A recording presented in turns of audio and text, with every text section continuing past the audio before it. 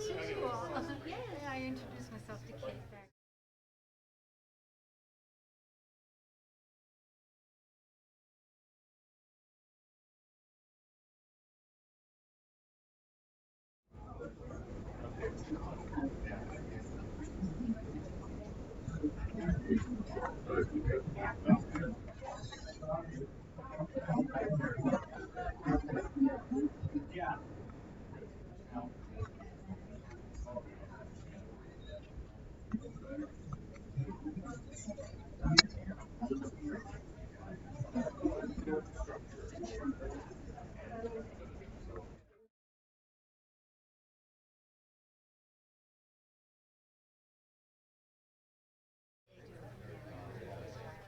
So then we have state patrol. Is that? Yeah.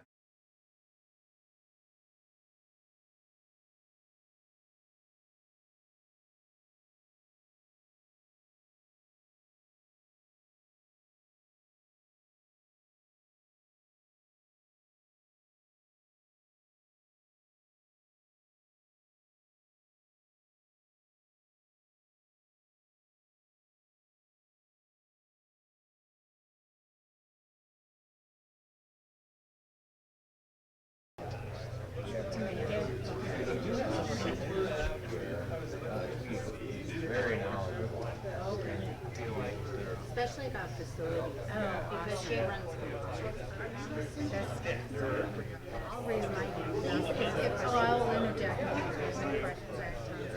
So, But I yeah, think you're gonna have to ask. we left an hour for just open questions. I saw that on the Because we wanted to do less talking, more listening.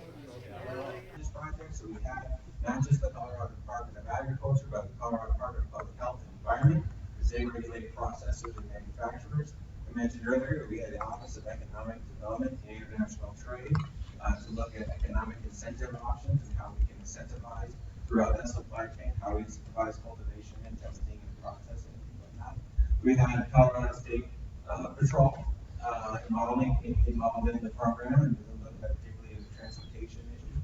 We had DORA, the Department of Regulatory Agencies, in the Division of Banking, to look at banking and insurance issues. We had, what other state agencies did we have? We had OED. So we had 10 state agencies. We had both Colorado tribes involved. As state, all tribes have to submit state plan to the USDA if they want to have the jurisdiction in their jurisdiction, if they want to have authority over hemp. So we had both representations from Southern Ute and Ute Mountain tribes in the stakeholder process. We had 3 colleges engaged. We had CSU, we had Fort Lewis, we had Adams State. And we could probably actually add CSU Pueblo now onto this. We have an executive committee who their charge is 38 members of an executive committee as well as a board of directors on this project, comprised mostly of state agency leaders. So we had like the commissioner of agriculture, the executive director of Department of Regulatory Agencies, the executive director of public health and environment. We had state patrol representation. We had industry representation as well, both on the executive committee and on the board. And their job is really to steer the champ initiative into the directions that we want to go. What initiatives, what specific outputs or deliverables are we going to be putting forward through this champ initiative? Again, from a regulatory standpoint and an economic standpoint. We have six state facilitators to help facilitate these meetings. We have five public input meetings. This is the seventh input meeting here tonight. We had very hired consultants to help manage this project. All of that to develop one Colorado blueprint. That Colorado blueprint is going to be a public document that we're going to be putting out in early June. That essentially will basically put out, based on those that entire hemp supply chain and those 8 areas: cultivation, processing, cultivation, insurance. What are the initiatives we as a state are going to put forward? What are the regulatory requirements we as a state are going to put forward to help this industry grow? And the real key reason why we want to do that is to provide not just the farmers, but also the processors, to law enforcement, to investors, certainty, at least understand where we as a state are going. There's a lot of questions, there are a lot of questions just a year ago with Farm Bill recently passing, IFR was not even out yet. Kind of where were things heading? And what we thought we could do, the best thing we could do, is put everybody in a room, engage in the voting process. We're going to put together this roadmap in order to provide industry a little bit of certainty of where we're going and where we're going to go as far as investing, as well as where we're going to go from our regulatory standpoint. A little bit of background of how where we're at on the implementation of the Chance Initiative. So this is all started essentially at the beginning of the legislative session. So we established our governance. We had the executive committee and the board established. We did a project kickoff back in July. We began looking at one stakeholder discussion. So we looked at the first four stakeholder groups on this question. We looked at R&D and C. We looked at cultivation. We looked at transportation, and we looked at testing.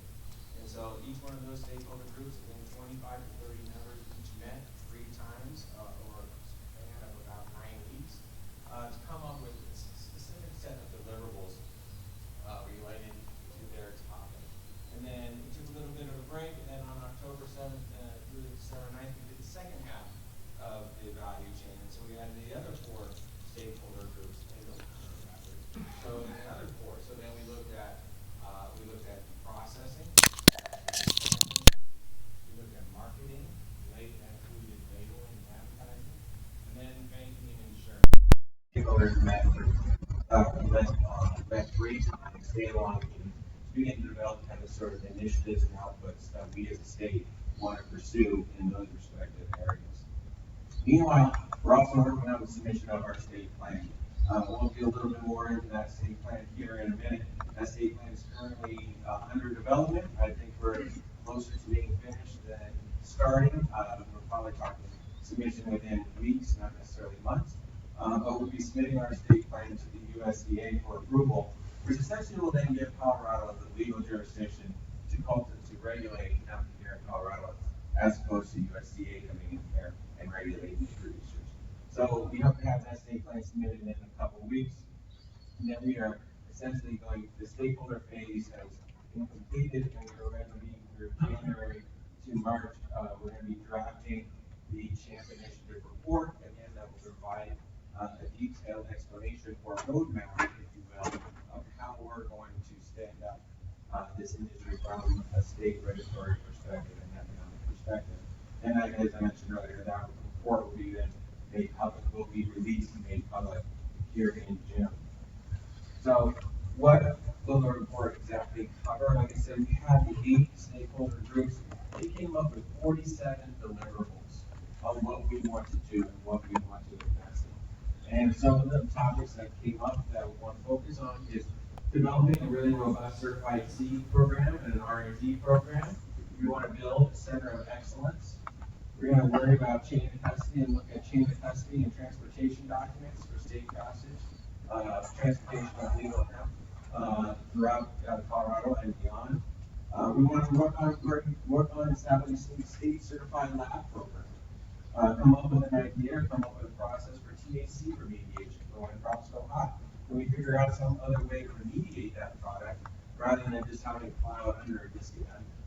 We want to work on processing and manufacturing. We want to establish good manufacturing practices to make sure that the products that we are putting out there are safe and are not adulterated.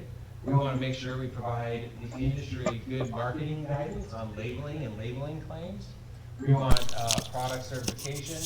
And then we also want to figure out how we can share data to banking and insurance industries. And Ken will get into this in a little bit. But we know that the producers and the manufacturers and the processors have a hard time to getting those banking and insurance tools that they need. They need banking accounts, they need insurance, they need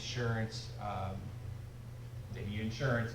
And so how can we help the banking and insurance industry provide, how can we share data or provide essentially resources for bank insurance to then feel comfortable enough to begin to lend to processors and producers here of hemp. So we do have some really very recent developments here within the last 6 months, or 6 weeks. So the USDA interim final rule and state plan engagement meeting on December 1st, on December 10th, we did submit our comments on just a few days ago, last week, January 29th. The Governor's Polis CDA submitted our response to the IFR. How many have reviewed the IFR? Is familiar with the IFR? Okay, so the IFR, the interim final rules, just for a little bit of background, is the rules that were developed by the USDA that states are required to essentially adopt for how we are going to regulate, and essentially it's focused on producers and the cultivation of hemp. And so they have put them in, they're interim final rules, which means that they're in place for at least 2 years, and then essentially the USDA will then take a look at that time to see if they want to make any revisions. However, they did accept comments, public comments, over a course of December and January. Go forward a little bit. They did provide a comment period about those final rules. And so Governor Polis and Commissioner Kate Greenberg at CDA and Attorney General Phil Weiser, we drafted the official Colorado response to those rules, and what we had some serious concerns about what were in those rules as far as, one, we think that they will be detrimental to farmers here in Colorado. We think they're overly onerous to regulators that would have to enforce those rules. So we submitted our comments to the USDA and let them know of changes that we would like to see. We don't believe that we need DEA approved labs to be testing this. We don't think it is responsible or practical for Colorado to require testing prior to harvest within 15 days of all crops here in Colorado. We have over 2,000 licensees. We have 8,700 acres of hemp being grown in Colorado. The size of our program and the size of our state, that is an overly burdensome task, not only to the farmers, but also to Brian and his inspectors to do. You can't necessarily do that in 15 days. So we let the USDA know this in our response, and we are happy to provide anyone a copy, and we'll have it posted on our website if you'd like to see a copy of that, of our response. Our response was backed by a near unanimous continuing resolution by the Colorado legislature that was also filed with the USDA, as well as a letter of support of our comments by almost every one of our congressional delegations in Washington. So we had Gardner, and we had Bennett, and we had Perlmutter, and we had all but one congressman was able to sign that in support of our response to the USDA. So we did that on the 29th. Governor Polis has announced a pilot program on energy use with CDPHE. Department of Regulatory Agencies Division, and Ken will speak a little bit about this, just last week released the hemp guidance for state chartered banks. And then yesterday, Governor Polis announced roadmap of cannabis and banking and financial services through the Department of Regulatory Agencies Executive Director, and Ken from the Banking Commission will be here to provide a little bit more detail about that initiative. So we do have some legislative developments that have come out of the CHAMP initiative that I'd love to share with you. These are currently in process today, currently with the legislative session that's going on. But we have requested a budget supplemental of about $500,000 to do a number of things. First thing we want to do is we want to hire a contractor to begin to develop a blockchain development. So one of the issues, or one of the ideas, or one of the initiatives that the stakeholders came up with is the fact that we can use blockchain as a way to better track the movement of hemp, better to secure the loads of hemp, better to provide better certainty of where the hemp is coming from and where it's going through developing a blockchain system. So this blockchain system would essentially link the CDA's licensing database of the farmer to certified private labs, because we want private labs to do the rigorous testing. So have private labs be able to upload the test results. CDA will again upload their registration database. CDPHE, they license the manufacturing and processors, so we can upload their information. Law enforcement would be able to come in and upload and see where hemp is being transported from licensed farmer A to licensed manufacturer B, and be able to understand and see where that's going, so that again, that provides certainty, and not just to the law enforcement, but provides certainty to also the producer and the manufacturer to know that those loads are going to be going through just fine. And it also will provide the ability for consumers who are curious and want to know where their product is coming from or who they're buying from, that they are buying from a reputable Colorado licensed producer or a Colorado licensed manufacturer. So we're going to be working to hire someone to begin to develop this blockchain develop this blockchain system. They're going to do requirements gathering, they're going to build a use case, and then a request for proposal. We're also going to hire a contractor to begin the Center of Excellence. So a Center of Excellence, for those who don't know, is essentially a mechanism in which we will pool our institutes of higher education. So we're bringing together CSU, we want to bring together CSU and Fort Lewis and Mesa State, and bring them in together to be a large center of excellence that will then allow for the state of Colorado, through this center of excellence, to apply for federal funding, private funding for research, R&D, and for research purposes. So we can get funding to do research, whether that's clinical trials of CBD through CU and the Angels campus, or it's better cultivating techniques out here at Mesa State. So we want to develop a center of excellence here in Colorado to acquire and go after research dollars relating to hemp. We also want to establish state-certified, state lab certification program. As we mentioned earlier, in the inroad final rule, the USDA would like to see every farm that's growing hemp to be tested each year. Currently, right now, we only sample about 25% of the farms out there each year. So in order for us to go from 25 to 100%, we are not going to be able to do that with the staff we have at CDA, but rather we want to be able to begin to outsource that, if you will, to state labs that are going to be certified through the Colorado Department of Public Health and Environment.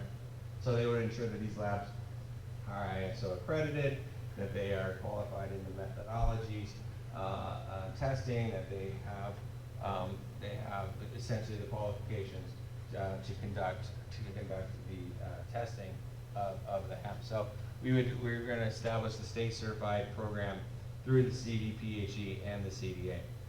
And then finally, so that's our legislative request budget supplemental that's going through the legislation this year.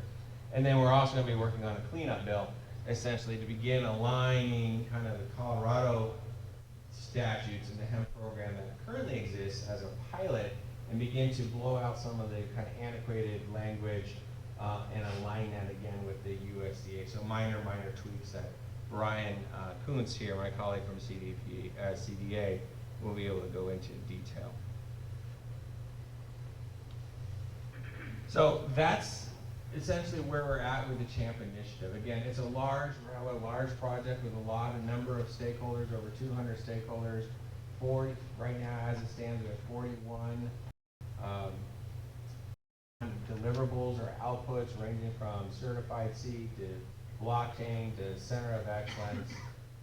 And so we hope to have that report out in June, or we intend to have that report out in June, in which we welcome everyone here to not only look at that report, but also provide us feedback on where we're going, because this is a continuous iteration. It's not just going to be done in 1 year.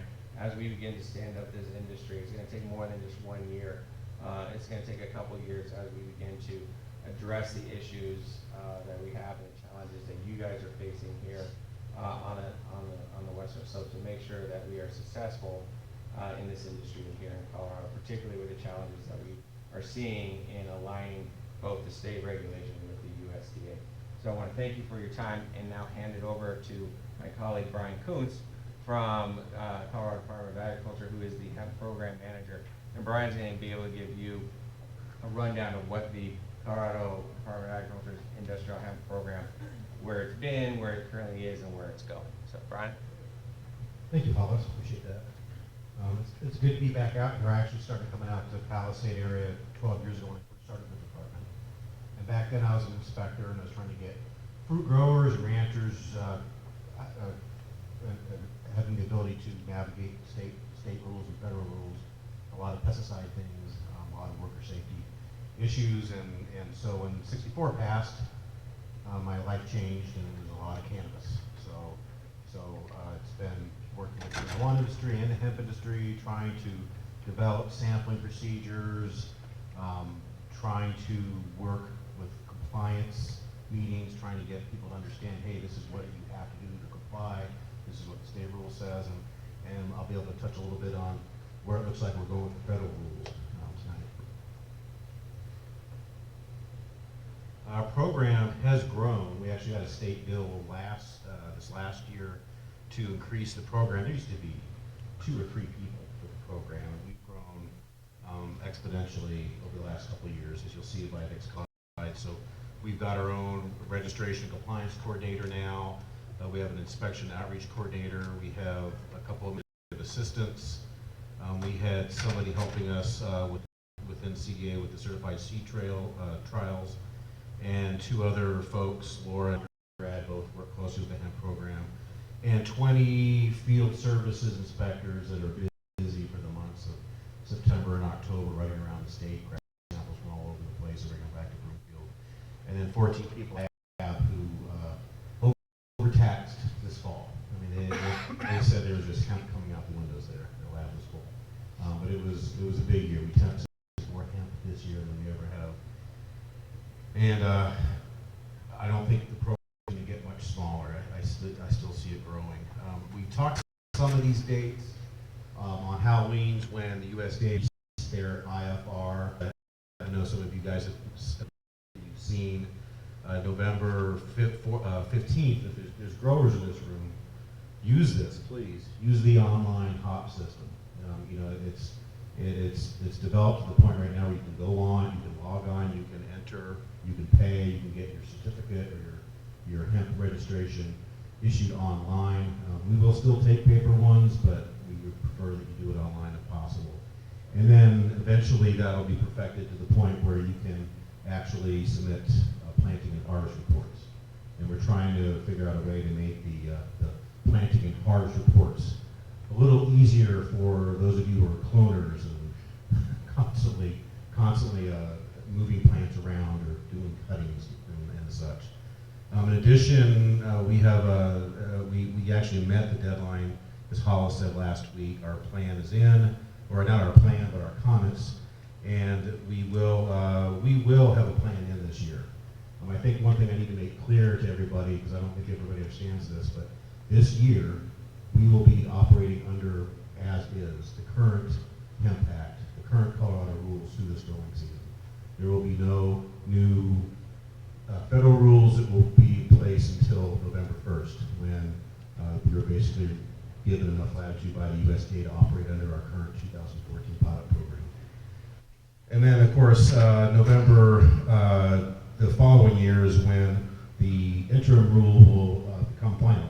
And so the USDA has indicated to me that there's a lot of things they need to work on in the interim final rule. So those of you who commented, thank you. I know they got a lot of comments nationwide. They got a lot of comments just in Colorado. And I'm hoping that they're able to perfect some things, or at least address some things in the rule that weren't addressed, and perhaps change the rule to the extent where it's more navigable for, realistic for growers to comply with. I kind of mentioned this. We went from, actually 88,000 registered acres last year, and almost 2,000 registrants, and that was up from 30 some odd acres the year before, 30,000 acres the year before, and only I think there's only 900 or 1,000 registered. So we grew 2.5 times this year. We're already up in January. I think we're up almost 50%, 40 or 50% on the number of people that have applied for registration this year. So I don't see that growing as fast, and there's no way it can grow as fast forever, but I still see it increasing some. The registered acres, of course, are going to be higher than the planted acres. From what growers reported, there was about 50,000 planted acres. I think it was actually maybe closer to 52 at this point, and the harvested acres were closer to 50. So there are a lot of, I mean, you guys have probably looked around here, just like all the state, there's still a lot of field standing, a lot of stuff didn't get harvested. There's a lot of stuff that didn't get planted. You know, a lot of people registered land, and for whatever reason, things fell through, financing, genetic source, water. I mean, it could be a variety of reasons why people registered land and weren't able to move forward with it. These slides, they're probably kind of hard to see from there. I know that you'll be able to see this presentation later.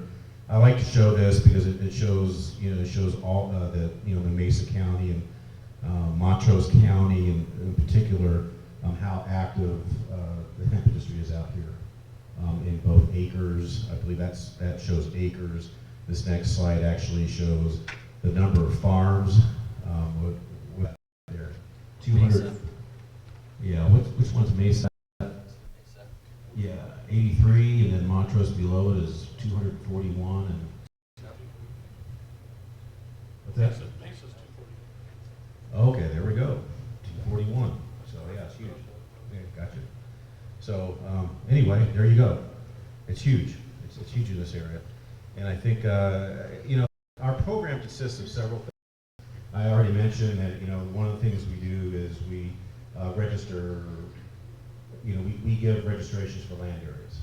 So basically, we give growers the legal opportunity to cultivate hemp. In addition to that, we do the reporting, which I mentioned. There's required reporting growers have to do, and then there's the inspection and sampling. I think most of you know this. I'd like to review some of it. There seems to be a lot of people just didn't follow through with some of these things this year.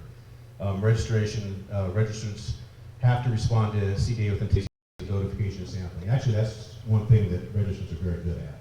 We really didn't have any trouble getting samples this year. They do have to be present when the samples are collected.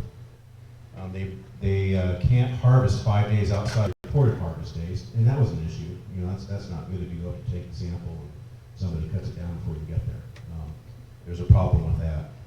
We do currently sample the top 2 inches of the flowering material. The new IFR follows this to this extent that their guidelines include flowering material within the top third of the plant. So from what I interpret in the rules, that there could be some more flexibility with this. It doesn't have to be the top 2 inches exactly. We do take a representative sample. If any of you guys have took a sample, we don't just take 1 plant or 2 plants. We try to stagger them throughout the field. And then the THC analysis is done at one lab in Broomfield. And we do post-harvest inspections as well. Again, if we sample somebody, they're required to harvest within 5 days after their intended harvest date. So we go back and make sure it's not staying in the field so too long, to make sure they're in line with their reported harvest date.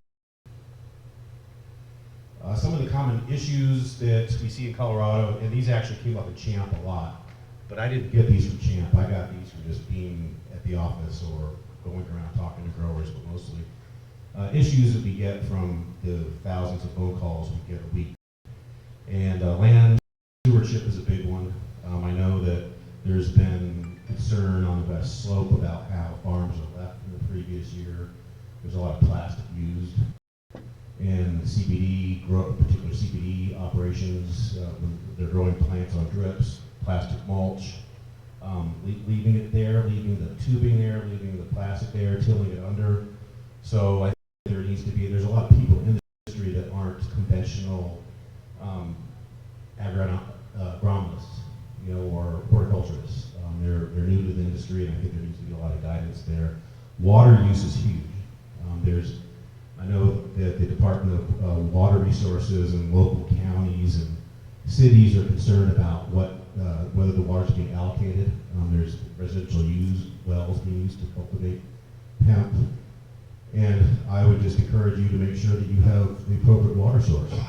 We don't require to see that kind of proof, but I know that there's local rules about water sources that are very important to follow.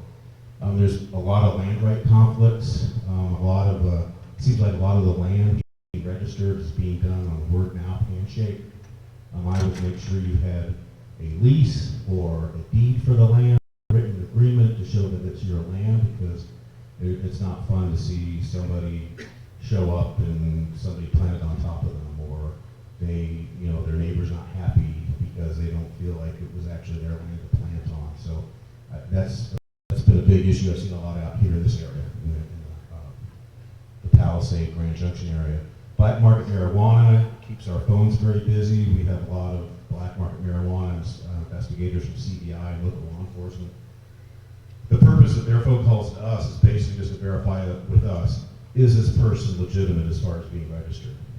They might see a piece of paper, they might not. They might be seeing hemp growing out in a field. They might give us a description of the GPS give us a GPS coordinate or a screenshot of the map that they're looking at, and we can verify within the office. One thing we need to improve on with law enforcement is a actual real-time way to identify hemp farms when they need it for law enforcement.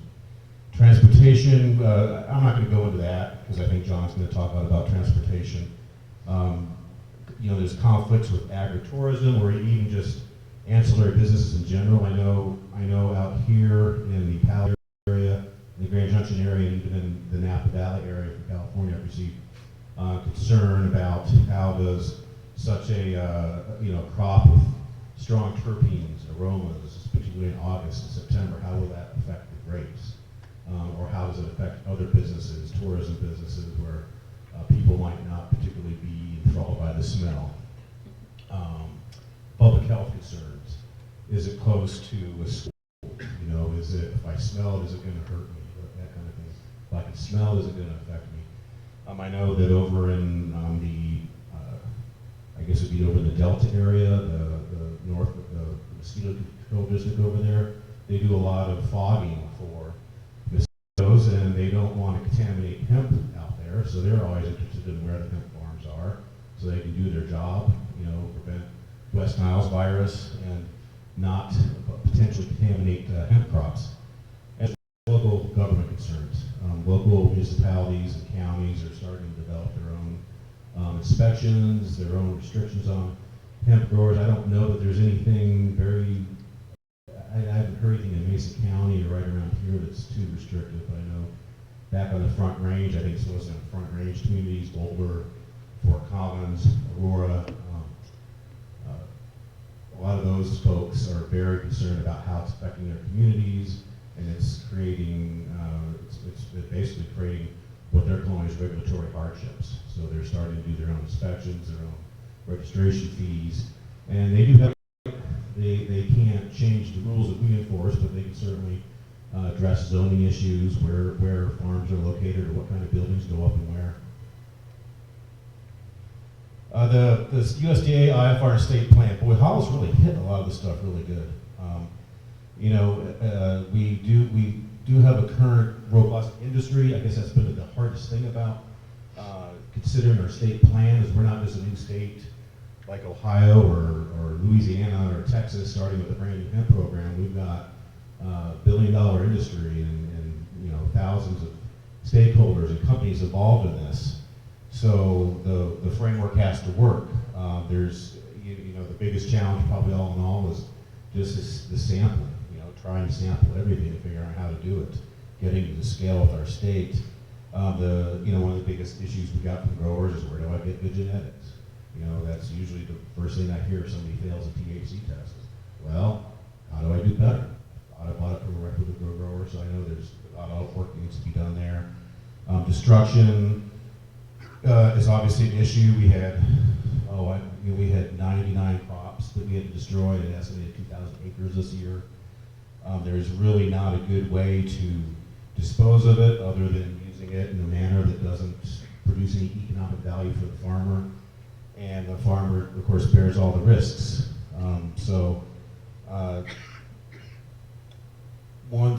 Another thing is the sampling period. I mean, really, Hollis covered this. The 15 days isn't very reasonable. The lab certification requirement. We've talked to the DEA about how hard they're going to be with using DEA registered labs. I think that's something we might be able to work with, but we're not there yet. The new IFR does establish a negligence of 0.5% THC, which we disagree with strongly currently in Colorado. If you grow up to 1% THC, you can waiver from any kind of disciplinary action, and that doesn't appear to be how the USDA wants to do it. So that's something we have issue with. I guess in a nutshell, we're trying to, as much as possible in our state plan, put something forward that agrees with what we're already doing. I mean, we've been doing this for a while. We kind of know what works. I know the USDA has really advocated to hear from us because of the experience we have in the industry. There's really nothing that addresses research and development in the IFR. So that's something we commented on, but it's not something that's going to be in our plan. Disposal protocol, we haven't got a lot of guidance there, but we have been looking into ways to, avenues to dispose of hot hemp with remediation. We're going to talk more about banking insurance and the cumulative effects of really any kind of regulatory programs hard on smaller producers, organic certified people. The more complex this gets, the harder it's going to be for the smaller farmers. So we're trying to really not make this overburdensome. And I think we've talked a little about this. The USDA minimum farm rule is in effect now for till November 1st, or actually till 2001 of November.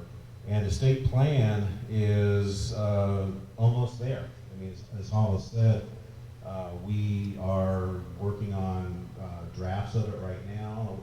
It's got to go through the process of, we're working with a company called MPG Consulting, and they helped navigate a lot of the marijuana laws when 64 was passed, and they're pretty good with dealing with regulatory